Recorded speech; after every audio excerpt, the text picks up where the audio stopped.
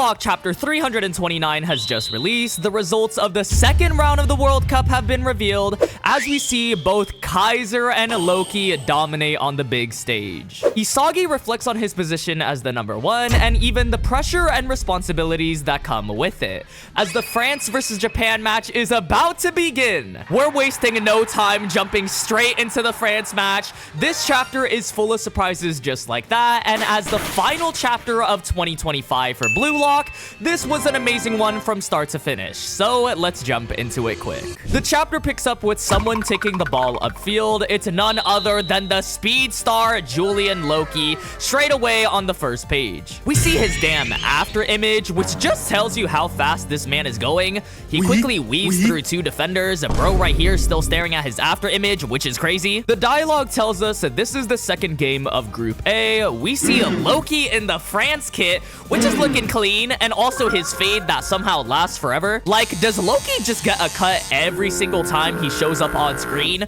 Because I swear, a fade only lasts for like 2 days for most people. Anyways, Loki has the widened out eyes as the next page reveals him shooting past another defender, as the dialogue tells us that this is France versus England, and immediately he makes a goal. Okay, Loki, right out of the gate scoring. I see you. The crowd starts celebrating as he jumps up and hits the Mbappe goal celly word for word, bar for bar.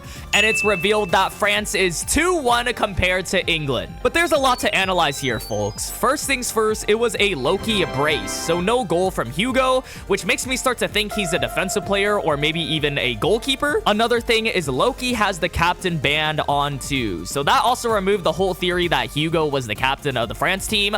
Honestly, I don't mind it too much. And this man got the slyest smile across his face. And bro isn't even sweating, which now got me sweating. Was he just not trying against England? It's pretty interesting to me that the score was 2-1 as well. I like it that way because it's a lot more realistic than France completely dominating. With this score, Kaneshiro is pointing to the fact that England aren't complete pushovers like Nigeria. They were able to make it close against France, so that game is going to be a good fight. The next page reveals the rest of the groups from B through 0 so far, and honestly, this is just way too much to go over every single one, so I'll just highlight the ones we're familiar with already, or you can just pause it to see. Group B, Brazil is at the top of their group with a 3-goal difference. For all my Brazilian watchers, Spain with Bunny also has a 3-goal difference. I wonder if bro scored a hat trick. They don't end up showing Bunny, unfortunately, in this chapter. And Group E had Italy on top of their group, with Lorenzo being there, obviously. There's one group and country missing, though, and the next page immediately shows Michael Kaiser and Germany 3-0 against Costa Rica. Oh my god. What a way to return. And to top it all off, Kaiser was the one to score all 3 goals. Nah, someone stop bro. There must have been something in those Coca-Cola cans, because a hat trick in the first game is crazy. I know the Kaiser Glazers are rejoicing right now. This is quite literally the best feat he could have pulled off in the first game. And I also know the Kaiser haters are hating in full effect on some itoshi side timing. I've already heard people say Kaiser was stat padding against an easier team. Bro's not even in the main story right now, and the slander is still continuing, which is hella funny to me.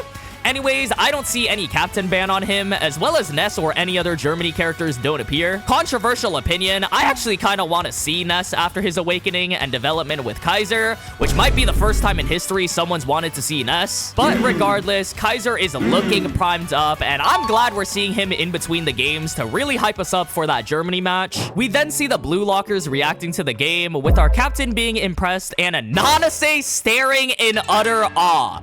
I mean, who makes this type of face unless they're super impressed? He says that, as expected, Germany looks like they're winning clearly, and for the 2 Kiora fans, we got some Kiora crumbs with him agreeing with Nanase. We then see Ryu do a Michael Kaiser impression, saying that he's been yearning for this Yoichi, and this might be the funniest thing Ryu has ever done. He getting the pose down and everything too. Nico is asking if that was some dubbed over Kaiser impression, and Atoya is on the left doing another impression, saying that he's come to get his revenge avenge Yoichi. Karasu slaps him on the back, saying quit acting like Ness, and Sendo is all of us just laughing and dying in the corner. And now Aryu and Atoya can join Isagi's dad for impressions. As Atoya and Aryu are dancing in the corner, Barou then gets real mad and tells them to shut up, which is the most Barou thing ever. Iori then starts explaining the rules again for the World Cup, explaining that the group league is a round robin and each team plays 3 matches.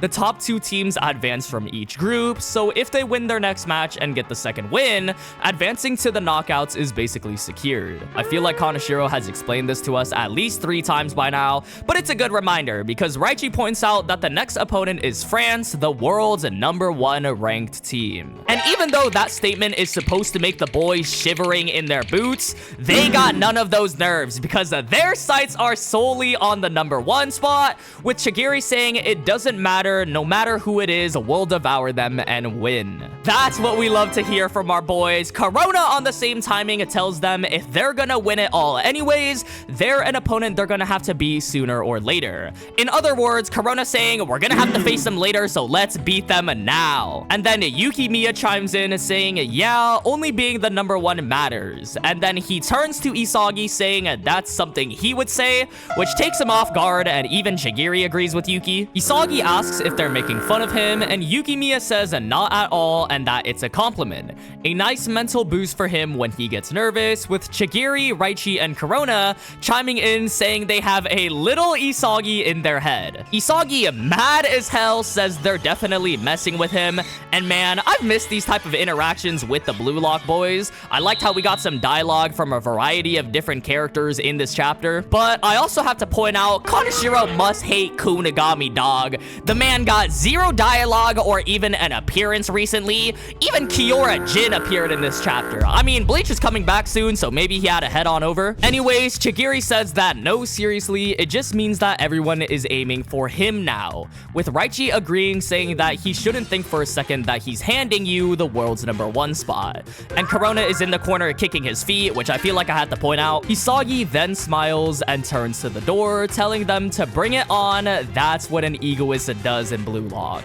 And as he heads to the restroom, he runs into Rin, and I already know this is the last person they both want to see. Just look at their faces. You know how awkward it would be to tell someone that you're gonna destroy them, and then 5 seconds later, you see them in the most peaceful place, the bathroom, and you have to act like nothing happened at all? At least Isagi is keeping the 1 urinal apart rule, and Rin tells him to not look, and Isagi says right back at you, with Rin asking him if football is fun, that super invincible state, and everything else going along as he planned. Isagi claps back, telling him it's fun, and asks if he's jealous, shall he give him a taste of his success? And then Rin breaks the no-look rule and says that's not it, don't get satisfied right now. Isagi responds saying he wasn't, and Rin continues that until he destroys Itoshi Sai, keep being the demon king that stands in the way of his life. This man Rin always says the most dramatic things, and as Rin leaves the bathroom, Batra appears asking if he knows where Isagi is, saying that he was gonna ask him to train together. Rin, the misinformation final boss, just says as if he would know, like he didn't just have a full-on conversation with him, and says he's just going to head to sleep. Like, dog, I'm not gonna lie, Rin's level of hating is truly an art form like no other. Is there ever a glimmer of happiness in this man's life? Because there is legit 0 reason for him to lie and not tell Batra. Anyways, we see the bathroom stall close, and Isagi is leaning against the door on some emo timing and repeats the words, don't get satisfied. Which, if you were in the stall next door, imagine how confused you would be. Like, picture Shido just using the stall, and out of nowhere just hears don't get satisfied coming from the next one over. What are you supposed to assume? Isagi thinks in his mind that now that he's Blue Lock's #1, he has the skills to play against the world's best. But now everyone is chasing after him, and he's leveling up because of it. He then comments on his relationship with Rin and the others being pretty good, and him being on board with Ego's dream, reassuring himself that it's okay, everything is going to be fine, this is good. Isagi repeats to not get satisfied, and in his head thinks again that this is good, but being #1 is scary, as he smiles in both fear and excitement. We see even his hands start to shake, and he comments that the current Blue Lock has him as the center, and even though it's what he wished for to become the world's best, he's secretly thinking there's a risk that Blue Lock will collapse in an instant if his condition falls off, or if he makes a mistake and loses. Which sounds like some major foreshadowing. I'm not gonna lie, I know a lot of people have been saying Isagi is gonna have a downfall or lose because he's been on a winning streak recently, so this might just be foreshadowing towards that. Isagi then says that this is the pressure of being a top player in a team, and that it's the first time he's had such a responsibility. He wonders if Rin, Kaiser, or Loki has always carried this feeling as if it were natural, and that Noah must have felt it even more, overcoming that feeling many times to become the world's best. As we see the poster for Game 3, our boy is right on the cover, and we got the away kits on, and this is coming as a total shock. I did not think we were gonna see the game this quickly. Isagi was just in the bathroom a second ago. At the end of the day, I'm okay with seeing the game right away. Kaneshiro is definitely speeding up the time in between games because he knows how many other games we gotta go through, so it's smart to get through the group stage quick. We see fans rooting for Japan and fans are rooting for France, and as Isagi takes a deep breath ready to go, he tells himself, don't run Isagi Yoichi, get obsessed with number 1. As the France versus Japan game begins and the game starts. We are finally here, folks. The France game everyone's been waiting for. The Loki versus Isagi matchup. Charles is back. The newest New Gen 11 is gonna be showcased too. I feel like this is true freedom, man. Especially after that Nigeria game where the only thing we could do was slander Kuso. It was still a good game, don't get me wrong, but now we can be entertained with all these rivalries. Like, we knew how Nigeria was going to go. They were definitely losing that game no matter what, so it was a little predictable because of it. But this time around, the France game is going to be way closer and by association, way more entertaining and way less predictable. However, it ends off on another cliffhanger yet again, and even worse, there is a break next week. But this chapter left us with a lot to talk about, so let's cover it all. First things first, of course, we saw Loki get a brace against England and Kaiser get a hat trick. I don't think that necessarily means Kaiser is better than Loki just because he outscored him. Loki has been hyped up as one of, if not the best player in the U20 category, so I think this just speaks more on how good England is, which makes sense since they are the final obstacle for Japan to qualify past the group stage. So logically, it makes sense for England to be strong to make their game a lot more interesting. Like, we already know Japan is going to win to pass the group stage, but if they made it a close one, then that would be a lot more interesting. I think this chapter also had a lot of foreshadowing towards France winning this game,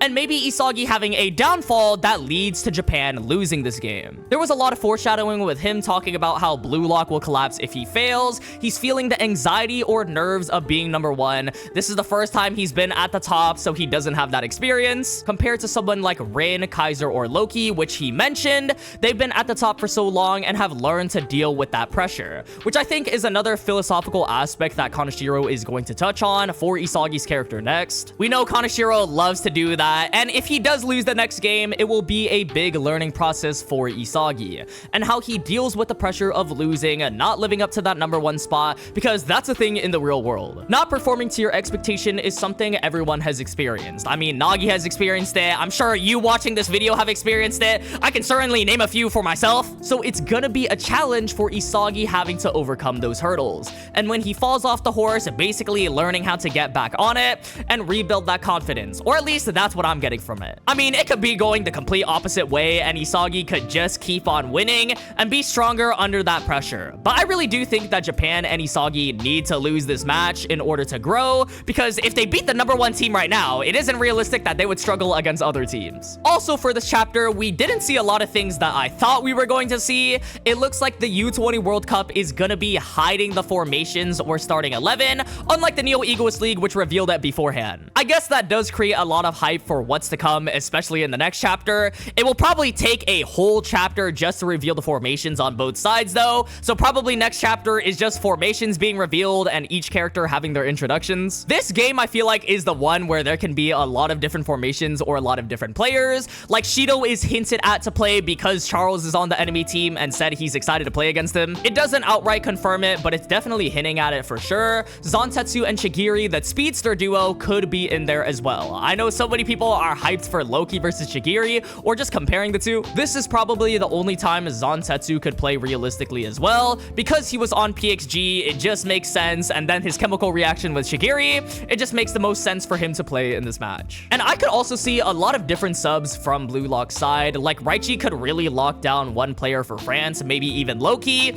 I don't really know how realistic that is, but even Yuki Miya could come in to help last second like he did against PXG. Just this time actually score. There are also a lot of 44-day trainings we didn't see, so I'm expecting some characters who did get their flashback last game, like someone like Ryu or Nico, subbing out so that another defensive player like Raichi, who hasn't gotten their flashback, be revealed. Another thing we didn't see was, of course, Bunny, Lorenzo, or even Hugo's position being revealed, just the other new Gen 11s in general, which is kind of surprising to me. I guess they're giving him the Lorenzo treatment where they reveal him mid-match, but I would have much preferred that they revealed him before the game, because all eyes are gonna be on Loki and Isagi for this game. So giving him development beforehand could have really fleshed him out as a character without taking away other moments like Isagi and Loki. But Kaneshiro is the one writing it, of course, and I trusted him fully. Speaking of Loki and Isagi, let's talk about next chapter. Chapter 330 is called Winner Contender. Again, I have to say as a reminder that next week is a break week. I know we've got back-to-back break weeks, which is a little unfortunate, but if you're new here, they always do this around this time of the year just because of the holidays and everything. The preview we got for this chapter was the kickoff begins, Loki and Isagi face each other again, which doesn't really tell us much, but it does mention them. We know Loki is wanting to crush Isagi, so right out of the gate in the first chapter, I'm expecting Isagi to have a rough time, maybe mentally getting crushed or just physically getting crushed by Godspeed, because that really aligns with what was said this chapter. Anyways, that about wraps it up for this video. This is the last chapter of the year, so I'll see y'all, I guess, in 2026 for the next chapter. I will be doing a starting 11 or just formation prediction video, probably because we're getting it in the next chapter, so it's a perfect time to do so. But in general, this has been an amazing year, y'all, and I can't thank you guys enough. I really do appreciate every single one of you. I hope y'all are gonna have a good time for the holidays and a happy new year. We're gonna keep strong with Blue Lock going into 2026 and riding this hype train for the new France game. There's gonna be so much for 2026 in Blue Lock, so make sure to hit the subscribe button to stay up to date with everything Blue Lock. But if you made it to the end, thank you so much for watching as always, and I'll see y'all in the next one.